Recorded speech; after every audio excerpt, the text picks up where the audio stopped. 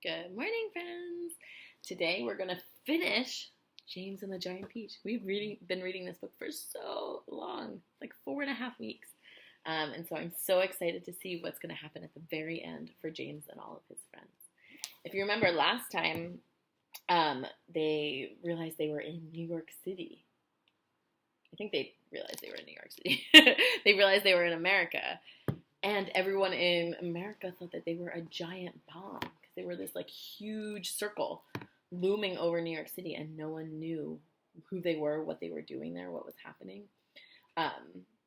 So everyone was like, "Oh my god!" So let's find out what happens at the end of our James and the Giant Peach. Let's see. We're on chapter 34. Do you believe that, friends? So James said, "Come on, Centipede, bite through the first string." The Centipede took one of the silk, because, if you remember, they decided they were going to bite string by string to kind of go down slowly to get rid of the seagulls one at a time. So James said, "Come on, Centipede, bite through that first string." The Centipede took one of the silk strings between his teeth and bit through it. And once again, but not with an angry cloudman dangling from the end of the string this time, a single seagull came away from the rest of the flock and went flying off on its own. "Bite another," James ordered. The Centipede bit through another string. "Why aren't we sinking?" "We are sinking." "No, we're not." "Don't forget, the peach is a lot lighter now than when we started out," James told them. "It lost an awful lot of juice when all those hailstones hit it in the night." "Cut away 2 more seagulls, Centipede." "Ah, that's better." "Here we go. Now we really are sinking. Yes, this is perfect. Don't bite any more, Centipede, or we'll sink too fast." Gently does it. Slowly, the great peach began losing height, and the buildings and the streets down below began coming closer and closer. "Do you think we'll all get our pictures in the papers when we get down?" the ladybug asked. "Oh my goodness, I've forgotten to polish my boots," the Centipede said. "Everyone must help me to polish my boots before we arrive." "Oh, for heaven's sake," said the earthworm. "Can't you ever stop thinking about—" But he never finished his sentence, for suddenly, whoosh, as they looked up and saw a huge 4-engined plane come shooting out of a nearby cloud and go whizzing past them not more than 20 feet over their heads. This was actually the regular early morning passenger plane coming into New York from Chicago, and as it went by, it sliced right through every single one of the silken strings, and immediately the seagulls broke away, and the enormous peach, having nothing to hold it up in the air any longer, went tumbling down toward the earth like a lump of lead. "Help!" cried the Centipede. "Save us!" cried Miss Spider. "We are lost!" cried the Ladybug. "This is the end!" cried the old green grasshopper. "James!" cried the earthworm. "Do something, James! Quickly! Do something!" "I can't!" cried James. "I'm sorry. Goodbye. Shut your eyes, everybody. It won't be long now." Uh-oh. Round and upside down went the peach as it plummeted toward the earth, and they were all clinging desperately to the stem to save themselves from being flung into space. Faster and faster it fell, down and down and down, racing closer and closer to the houses and streets below, where it would surely smash into a million pieces when it hit. And all the way along Fifth Avenue and Madison Avenue and all the other streets in the city, people who had not yet reached the underground shelters looked up and saw it coming. And they stopped running and stood there staring in a stupor at what they thought was the biggest bomb in the world falling out of the sky onto their heads. A few women screamed. Others knelt down on the sidewalks and began praying aloud. Strong men turned to each other and said things like, "I guess this is it, Joe," and "Goodbye, everybody, goodbye." And for the next 30 seconds, the whole city held its breath, waiting for the end to come. It's getting a little scary, huh? "Goodbye, Ladybug," gasped James, clinging to the stem of the falling peach. "Goodbye, Centipede. Goodbye, everybody." There were only a few seconds to go now, and it looked as though they were going to fall in right in among all the tallest buildings. James could see the skyscrapers rushing up to meet them at the most awful speed, and most of them had square, flat tops. But the very tallest of them all had a top that tapered off into a long, sharp point, like an enormous silver needle sticking up into the sky. And it was precisely onto the top of this needle that the peach fell. There was a squelch. The needle went in deep, and suddenly there was the giant peach, caught and spiked upon the very pinnacle of the Empire State Building. It really was an amazing sight, And in 2 or 3 minutes, as soon as the people below realized that this now couldn't possibly be a bomb, they came pouring out of the shelters and the subways to gape at the marvel. The streets for half a mile around the building were jammed with men and women, and when the word spread that there were actually living things moving about on top of the giant round ball, and everyone went wild with excitement. "It's a flying saucer," they shouted. "They are from outer space. They are men from Mars, or maybe they came from the moon." And a man who had a pair of binoculars to his eyes said, "They look pretty peculiar to me, I'll tell you that." Police cars and fire engines came screaming in from all over the city and pulled up outside the Empire State Building. 200 firemen and 600 policemen swarmed into the building and went up into the elevator as high as they could go. Then they poured out onto the observation roof, which is the place where tourists stand, just at the bottom of the big spike. All the policemen were holding their guns at the ready with their fingers on the triggers, and the firemen were clutching their hatchets. But from where they stood, almost directly underneath the Peach, they couldn't actually see the travelers up on top. "Ahoy there!" shouted the chief of police. "Come out and show yourselves." Suddenly, the great brown head of the centipede appeared over the side of the Peach. His black eyes, as large and round as 2 marbles, glared down at the policemen and firemen below. Then his monstrous, ugly face broke into a wide grin. The policemen and the firemen all started shouting at once. "Look out!" they cried. "It's a dragon." "It's not a dragon, it's a wampus. It's a gorgon. It's a sea serpent. It's a proc. It's a manticore." 3 firemen and 5 policemen fainted and had to be carried away. "It's a snozwanger," cried the chief of police. "It's a wangdoodle," yelled the head of the fire department. The centipede kept on grinning. He seemed to be enjoying enormously the commotion he was causing. "Now, see here," shouted the chief of police, cupping his hands to his mouth. "You listen to me. I want you to tell me exactly where you've come from." "We've come from thousands of miles away," the centipede shouted, grinning more broadly than ever and showing his brown teeth. "There you are," cried the chief of police. "I told you they came from Mars." "I guess you're right," said the head of the fire department. At this point, the old green grasshopper poked his huge green head over the side of the Peach alongside the centipedes. 6 more men fainted when they saw him. "That one's an oink!" screamed the head of the fire department. "I just know it's an oink." "Or a cockatrice!" yelled the chief of police. "Stand back, men. It may jump down on us at any time." "What on earth are they talking about?" the old green grasshopper said to the centipede. "Search me," the centipede answered, "but they seem to be in an awful stew about something." Then Miss Spider's large, black, murderous-looking head, which to a stranger was probably the most terrifying thing of all, appeared next to the grasshoppers. "Snakes and ladders!" yelled the head of the fire department. "We are finished now. It's a giant scorpula." "It's worse than that," cried the chief of police. "It's a vermicious cnid. Just look at its vernicious, gruesome face." "Is that the kind that eats fully grown men for breakfast?" the head of the fire department asked, growing white as a sheet. "I'm afraid it is," the chief of police answered. "Oh, please, why doesn't someone help us to get down from here?" Miss Spider called out. "It's making me giddy." "This could be a trick," said the head of the fire department. "Don't anybody make a move until I say." "They've probably got space guns," muttered the chief of police. "But we've got to do something," the head of the fire department announced grimly. "About 5 million people are standing down there on the streets watching us." "Then why don't you put up a ladder?" the chief of police asked him. "I'll stand at the bottom and hold it steady for you while you go up and see what's happening." "Oh, thanks very much," snapped the head of the fire department. Soon there were no less than 7 large, fantastic faces peering down over the side of the Peach.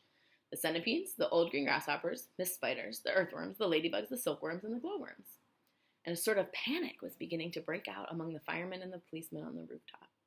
And then, all at once, the panic stopped, and a great gasp of astonishment went up all around. For now a small boy was seen to be standing up there beside the other creatures. His hair was blowing in the wind, and he was laughing and waving and shouting, "Hello, everybody, hello." For a few minutes, the men below just stood and stared and gaped. They simply could not believe their eyes. "Oh, bless my soul," cried the head of the fire department, going red in the face. "It really is a little boy, isn't it?" "Don't be frightened of us, please," James called out. "We are so glad to be here." "What about the others beside you?" shouted the chief of police. "Are any of them dangerous?" "Of course they're not dangerous," James answered. "They're the nicest creatures in the world. Allow me to introduce them to you one by one, and then I'm sure you will believe me. My friends, this is the centipede, and let me make it known. He is so sweet and gentle that, although he's overgrown, the Queen of Spain again and again has summoned him by phone to babysit and sing and knit and be a chaperone. when nurse is off and all the royal children are alone. Small wonder, said a fireman. They're no longer on the throne. The earthworm, on the other hand, said James, beginning to expand, is great for digging up the land and making old soils newer. Moreover, you should understand he would be absolutely grand for digging subway tunnels and for making you a sewer. The earthworm blushed and beamed with pride. Miss Spider clapped and cheered and cried, could any words be truer? And the grasshopper, ladies and gents, is a boon in millions and millions of ways. You have only to ask him to give you a tune, and he plays and he plays and he plays. As a toy for your children, he's perfectly sweet. There's nothing so good in the shops. You've only to tickle the soles of his feet, and he hops and he hops and he hops. He can't be very fierce, exclaimed the head of all the cops. And now, without excuse, I'd like to introduce this charming glowworm, lover of simplicity. She's easy to install on your ceiling or on your wall, and although this smacks a bit of eccentricity, it's really rather clever, for thereafter you will never, never, never have the slightest need for using electricity. At which, no less than 52 policemen cried, if this is true, that creature will get some fabulous publicity. And here we have Miss Spider with a mile of thread inside her, who has personally requested me to say that she's never met Miss Muffet on her charming little tuffet, and if she had, she'd not frightened her away. Should her looks sometimes alarm you, then I don't think it would harm you to repeat at least 100 times a day, I must never kill a spider. I must only help and guide her, and invite her in the nursery to play. The police all nodded slightly, and the firemen smiled politely, and about a dozen people cried, hooray! And here's my darling ladybug, so beautiful, so kind, my greatest comfort since this trip began. She has 400 children, and she's left them all behind, but they're coming on the next peach if they can. The cops cried, she's entrancing! All the firemen started dancing, and all the crowd started cheering to a man. And now the silkworm, James went on, whose silk would bear comparison with all the greatest silks there are in Rome and Philadelphia. If you would search the whole world through, from Paraguay to Timbuktu, I don't think you would find one bit of silk that could compare with it. Even the shops in Singapore don't have the stuff. And what is more, this silkworm had, I'll have you know, the honor, not so long ago, to spin and weave and sew and press the Queen of England's wedding dress. And she's already made and sent a waistcoat for your president. Well, good for her, the cops cried out, and all at once a mighty shout went up around the Empire State. Let's get them down at once. Why wait? 5 minutes later, they were all safely down, and James was excitedly telling his story to a group of flabbergasted officials. And suddenly, everyone who had come over on the peach was a hero. They were all escorted to the steps of City Hall, where the mayor of New York made a speech of welcome. And while he was doing this, 100 steeplejacks, armed with ropes and ladders and pulleys, swarmed up to the top of the Empire State Building and lifted the giant peach off the spike and lowered it to the ground. And then the mayor shouted, we must now have a ticker-tape parade for our wonderful visitors. And so a procession was formed, and in the leading car, which was an enormous open limousine, sat James and all his friends. Next came the giant peach itself. Men with cranes and hooks had quickly hoisted it onto a large, very large truck, and there it now sat, looking just as huge and proud and brave as ever. There was, of course, a bit of a hole in the bottom of it, where the spike of the Empire State Building had gone in, but who cared about that? Or indeed about the peach juice that was dripping out of it onto the street. Behind the peach, skidding all over the place in the peach juice, came the mayor's limousine, and behind the mayor's limousine came about 20 other limousines carrying all the important people of the city. And the crowds went wild with excitement. They lined the streets and they leaned out of the windows of the skyscrapers, cheering and yelling and screaming and clapping and throwing out bits of white paper and ticker tape. And James and his friends stood up in their car and waved back at them as they went by. Then a rather curious thing happened. The procession was moving slowly along Fifth Avenue when suddenly a little girl in a red dress ran out from the crowd and shouted, "Oh, James, James, could I please just have a tiny taste of your marvelous peach?" "Help yourself," James shouted back. "Eat all you want. It won't keep forever anyway." No sooner had he said this than about 50 other children exploded out of the crowd and came running onto the street. "Can we have some too?" they cried. "Of course you can. Everyone can have some." The children jumped up onto the truck and swarmed like ants all over the giant peach, eating and eating to their heart's content. And as the news of what was happening spread quickly from street to street, more and more boys and girls came running from all directions to join the feast. Soon there was a trail of children a mile long chasing after the peach as it proceeded slowly up Fifth Avenue. Really, it was a fantastic sight. To some people, it looked as though the Pied Piper of Hamelin had suddenly descended upon New York. And to James, who had never dreamed that there could be so many children as this in the world, it was the most marvelous thing that had ever happened. By the time the procession was over, the whole gigantic fruit had been completely eaten up, and only the big brown stone in the middle, licked clean and shiny by 10,000 eager little tongues, was left standing in the truck. And thus the journey ended. But the travelers lived on. Every one of them became rich and successful in the new country. The Centipede was made vice president in charge of sales of a high-class firm of boot and shoe manufacturers. The earthworm, with his lovely pink skin, was employed by a company that made women's face creams to speak commercials on television. The silkworm and Miss Spider, after they had both been taught to make nylon thread instead of silk, set up a factory together and made ropes for tightrope walkers. The glowworm became the light inside the torch on the Statue of Liberty, and thus saved a grateful city from having to pay a huge electricity bill every year. The old green grasshopper became a member of the New York Symphony Orchestra, where his playing was greatly admired.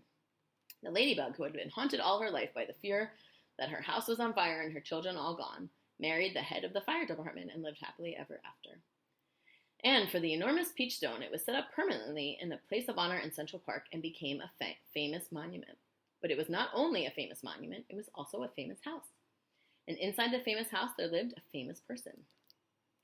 James Henry Trotter himself.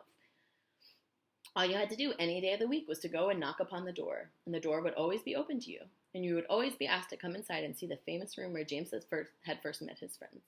And sometimes, if you were very lucky, you would find the old green grasshopper in there as well, resting peacefully in a chair before the fire. Or perhaps it would be Ladybug, who had dropped in for a cup of tea and a gossip. Or the Centipede, to show off a new batch of particularly elegant boots he had just acquired. Every day of the week, hundreds and hundreds of children from far and near came pouring into the city to see the marvelous peach stone in the park. And James Henry Trotter, who once, if you remember, had been the saddest and loneliest little boy that you could find, now had all the friends and playmates in the world. And because so many of them were always begging him to tell and tell again the story of his adventures on the peach, he thought it would be nice if one day he sat down and wrote it as a book. So he did. And that is what you have just finished reading. The end. Well, friends, I've had so much fun reading that book with you guys all summer, for the last 4.5 weeks. What was your favorite part? Thanks for reading with me, friends. I'll see you later.